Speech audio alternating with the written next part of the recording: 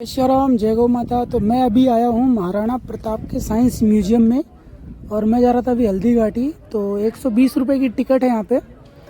और आप सब अगर आओगे तो यहाँ का इतिहास मालूम पड़ेगा, इतिहास क्या है। तो पूरा इतिहास बताएंगे, वीडियो में बने रहिए। थोड़ा 15 मिनट की वीडियो है, पूरी वीडियो देखना। और ये है चेतक।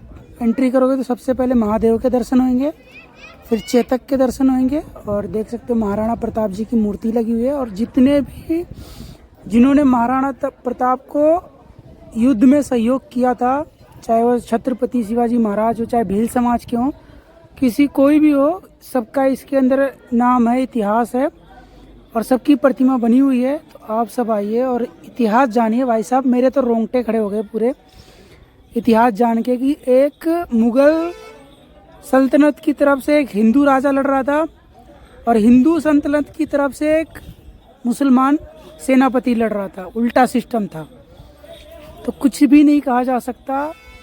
और आजकल तो भाई भाई में फूट डला हुआ है, ठीक है। और पहले की तो बात ही निराली थी। तो आप सब आइए हल्दी घाटी और सब कुछ देखिए और सब कुछ समझिए, ठीक है। जय श्री राम, जय गौ माता। तो ये भाला, ये तलवार और ये देख सकते हो। और ये भील समाज के थे जिन्होंने युद्ध में साथ दिया था।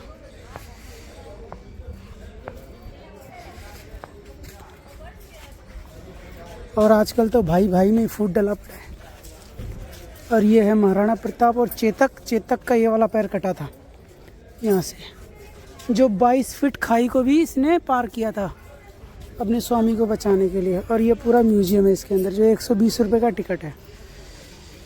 तो चलते हैं चेतक की समाधि पे। हर हर महादेव। और इधर है महादेव का मंदिर जो इनके आराध्य हैं।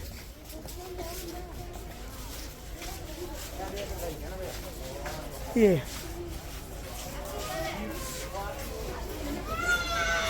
का जन्म पाली जिले के अखेराज सोनगरा की पुत्री एवं महाराणा उदय सिंह की महारानी जयवंत कंवर की कोख से विक्रम संवत 1597 में अर्थात 9 मई 1540 को बाल्यकाल चित्तौड़गढ़ में गुजरा। सन 1567 में अकबर ने जब चित्तौड़गढ़ पर आक्रमण किया तो मेवाड़ के प्रमुख सरदारों और सेना नायकों के आग्रह पर महाराणा उदय सिंह ने चित्तौड़गढ़ छोड़ दिया। अपने देश, कुल, गौरव और मातृभूमि की मर्यादा के लिए प्राण न्योछावर करने वाले योद्धाओं और ललनाओं से प्रताप ने न केवल सीख ली बल्कि ये घटना उनके जीवन का आधार बन गई। फरवरी 1572 को महाराणा उदय सिंह का देहांत हुआ। प्रताप की ज्येष्ठता और योग्यता को ध्यान में रखते हुए सरदारों ने उनको राजगद्दी पर आसीन किया। होली के दिन उनका गोगुंदा में राज तिलक हुआ। उस समय तक लगभग सभी राजाओं ने अकबर की यह वीरता स्वीकार कर ली थी। एकमात्र महाराणा प्रताप ने अपना मस्तक अकबर के आगे नहीं झुकाया। प्रताप मुगलों से लोहा लेने की तैयारी में जी जान से जुट गए। 18 जून 1576 की सुबह हल्दी घाटी और खमनोर के मध्य एक मैदान में ऐतिहासिक युद्ध हुआ। महाराणा प्रताप की सेना गोगुंदा से हल्दी घाटी पहुंची, जबकि सेनापति मानसिंह के नेतृत्व में मुगल सेना ने हल्दी घाटी के ठीक नीचे मैदान में अपना मोर्चा जमाया। मुगल सेना के हरावल दस्ते द्वारा घाटी में घुसपैठ करने के प्रयास की प्रतिक्रिया स्वरूप महाराणा प्रताप की सेना मुगलों पर टूट पड़ी। प्रताप के हरावल सैन्य दलों का नेतृत्व पठान हाकिम खां सूर कर रहे थे। भीलू राणा, जो राणा पूंजा के नाम से भी जाने जाते हैं, उनके नेतृत्व में भील आदिवासियों ने गोरिल्ला पद्धति से युद्ध करते हुए मुगलों के छक्के छुड़ा दिए। देखते ही देखते शाही सेना में खलबली मच गई।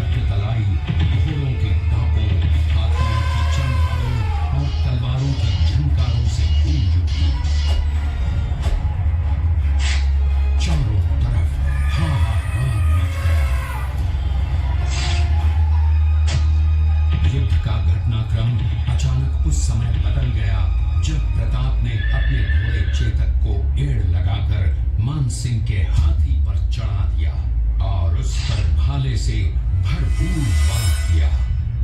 मान सिंह हौदे में दुबक गया। हाथी से उतरते समय चेतक की एक टांग कट गई। इस स्थिति को भांपकर महाराणा प्रताप के हमशक्ल सेनापति झालामान ने महाराणा प्रताप से आज्ञा लेकर उनका राजमुकुट धारण किया। मुगल सेना झालामान को महाराणा प्रताप समझकर उन पर टूट पड़ी और झालामान शहीद हो गए। उधर चेतक ने अपने स्वामी को 5 किलोमीटर तक 3 टांगों पर ही लेकर एक बरसाती नाले को पार किया। उसके पश्चात उसके प्राण पखेरु उड़ गए। इस युद्ध से महाराणा प्रताप के मन पर गहरा प्रभाव पड़ा। परिणाम स्वरूप उन्होंने मुगलों पर विजय प्राप्त करने तक राजसी ठाट बाट छोड़ने और पत्तों पर भोजन करने का प्रण लिया, जिसे उन्होंने जीवन भर निभाया। महाराणा प्रताप ने अपना सैन्य बल बढ़ाकर सर्वप्रथम अरावली पर्वत की घाटियों में बसे दिलेर पर चढ़ाई कर विजय प्राप्त की। इसके बाद कुंभलगढ़ पर भी विजय प्राप्त की। सिर्फ चित्तौड़गढ़ को छोड़कर सारे मेवाड़ को अपने अधीन कर लिया। कालांतर में महाराणा ने चावंड में अपनी राजधानी स्थापित की।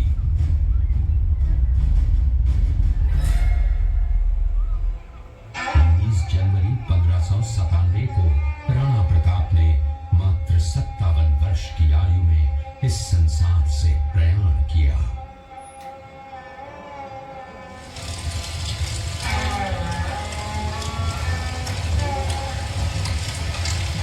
हल्दी घाटी का युद्ध एक सांप्रदायिक युद्ध न होकर आत्मसम्मान, मातृभूमि की स्वतंत्रता व स्वाधीनता का संघर्ष था।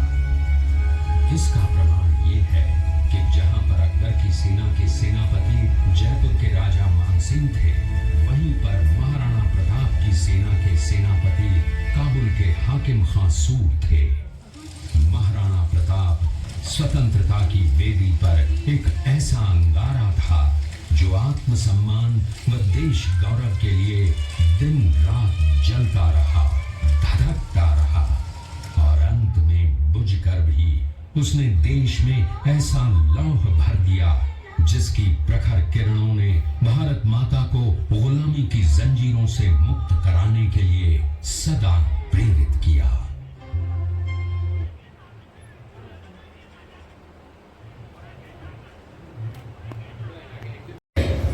इस किले का निर्माण महाराणा कुंभा ने करवाया था। इस किले के अंदर 9 मई 1540 ईस्वी में महाराणा प्रताप का जन्म हुआ था। इस किले की ऊंचाई समुद्र तल से 12 वर्ग किलोमीटर में फैला हुआ है। इस किले पर जब भी विदेशी आक्रांताओं ने आक्रमण किया और उस आक्रमण में कोई भी राजा व सैनिक वीर गति को प्राप्त कर लेते तो उनकी पत्नियां वीरांगनाएं अपने सतीत्व की रक्षा करने के लिए जलती हुई अग्नि में कूद प्राणों को त्याग देती थी, जिसे हम जौहर कहते हैं। चित्तौड़गढ़ में 3 मुख्य बड़े जौहर हुए थे। प्रथम जौहर 1303 ईस्वी में रानी पद्मिनी ने 16,000 स्त्रियों वीरांगनाओं के साथ जौहर किया था, सिर्फ अल्लाउद्दीन खिलजी के कारण। दूसरा जौहर 1535 ईस्वी में गुजरात के शासक बहादुर शाह के आक्रमण के कारण रानी कर्मावती ने वीरांगनाओं के साथ किया। और तीसरा जौहर 1568 ईस्वी में जब अकबर ने चित्तौड़गढ़ पर आक्रमण किया, उसी समय रानी फूलकुंवरी ने 7,000 वीरांगनाओं के साथ जौहर किया।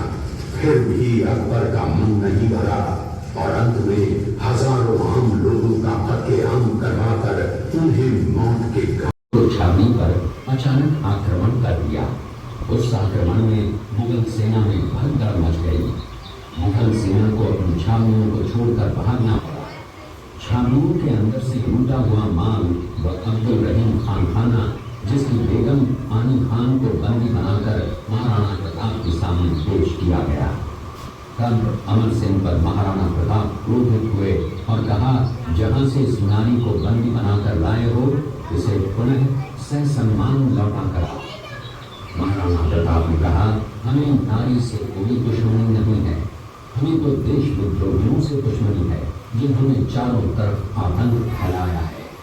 महाराणा प्रताप के आदेश का पालन करते हुए कुंवर अमर सिंह ने उस मुगल नारी को ससम्मान झाबुआ तक पहुंचाया। इस प्रकार महाराणा प्रताप ने अपने क्षत्रिय राजपूत धर्म का पालन किया और पराई स्त्रियों को मां, बेटी और बहन का दर्जा दिया। ये है महाराणा प्रताप का चरित्र और नैतिक उदारता का परिचय। देखा, उसी किले के अंदर की ये घटना है। मेवाड़ की एक ऐसी मां थी जिसने अपने पुत्र का बलिदान देकर राजवंश की रक्षा की थी। उस मां का नाम पन्नाधाय था। पन्नाधाय जाति से गुर्जर थी। वो एक राजकुमार की धाय मां थी। दूसरी तरफ हाथ में तलवार लिए खड़ा ये बनवीर सिंह एक दासी पुत्र है। ये कुंवर उदय सिंह की हत्या करके मेवाड़ की राजगद्दी प्राप्त करना चाहता था। एक रात्रि बनवीर सिंह को मौका मिला। वो राजकुमार उदय सिंह के बड़े भाई विक्रमादित्य सिंह की हत्या करके राजमहल की तरफ आगे बढ़ा। इसकी सूचना पन्नाधाय को लग गई। कुछ समय तक पन्नाधाय चिंतित हुई। तभी पन्नाधाय ने अपने पुत्र चंदन को राजसी कपड़े पहनाकर पलंग पर सुला दिया और उदय सिंह को एक टोकरी के अंदर छिपाकर पत्तों से ढक के महल के बाहर निकालकर गुप्त रास्ते से कुंभलगढ़ भेज दिया। बनवीर सिंह जब तलवार लेकर राजकक्ष में आया तो उसने पन्नाधाय से कड़क आवाज में उदय सिंह के लिए पूछा तो पन्नाधाय ने चंदन की तरफ इशारा किया। बनवीर ने चंदन को उदय सिंह समझकर चंदन की हत्या कर दी और ये समझने लगा कि मैंने राजकुंवर उदय सिंह को मार दिया। वही राजकुंवर बड़े होकर राजा बने और अपने नाम का उदयपुर नगर बसाया जो यहाँ से 40 किलोमीटर दूर है। और उन्हीं के पुत्र महाराणा प्रताप हुए जिन्होंने हल्दी घाटी का युद्ध लड़ा और आज हम लोग उनका इतिहास यहाँ पर देख रहे हैं।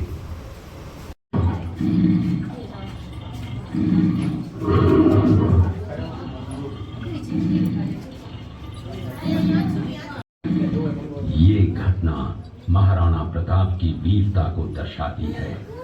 एक समय नरभक्षी बाघ का आतंक छाया हुआ था। महाराणा प्रताप ने उस बाघ का शिकार कर उस बाघ को मार डाला। ये घटना महाराणा प्रताप की वीरता की प्रतीक है। कृपया अब आप सब पीछे की मातृभूमि को शत्रुओं से मुक्त नहीं करा लेता तब तक न तो मैं महलों में रहूंगा, न किसी धातु के पात्र में भोजन करूंगा, न किसी गद्दी के बिछौने पर सोऊंगा। पत्ते ही भोजन के पात्र होंगे, जमीन ही बिछौना होगा। इस प्रतिज्ञा का पालन उन्होंने 21 वर्षों तक जंगलों में रहकर किया। इस दृश्य में देखिए महाराणा प्रताप वृक्ष के नीचे बैठकर पत्तों पर खाना खाते हुए। इसी कारण हम आज भी महाराणा प्रताप को श्रद्धा व सम्मान से याद करते हुए देशभक्ति की प्रेरणा प्राप्त करते हैं। ये दृश्य महाराणा प्रताप और सुविख्यात स्वामी भक्त घोड़े चेतक के अंतिम मिलन का है। हल्दी घाटी युद्ध के बाद चेतक घोड़े ने 22 फीट के एक बरसाती नाले को पार किया। ये उसी समय का दृश्य है। पास में खड़े महाराणा प्रताप के छोटे भाई शक्ति सिंह हैं जो पहले मुगल सेना में थे। बाद में वो महाराणा प्रताप की तरफ आए, माफी मांगी और अपना घोड़ा महाराणा प्रताप को दिया। ये देखते हुए सभी अतिथि आगे की तरफ चले। साल में एक ही बार फूल आते हैं चैत्र महीने। पिंक कलर का गुलाब का फूल आता है। उन्हीं गुलाब के फूलों से यहाँ पर गुलाब जल घुलकर चमकता है। गुलाब के फूलों को पानी के साथ में उबाला जाता है, स्टीम बनता है, गुलाब जल जाता है। गुलाब जल आंखों में डालने, मिठाई, मेकअप, पूजा में गुलाब जल सामने लेते हैं। गुलकंद बनाया जाता है, गुलाब का चमकता है। यही का बनाया हुआ नेचुरल प्रोडक्ट सैंपल टेस्ट करिए, सैंपल बताएंगे। इसका फेमस है गुलाब जल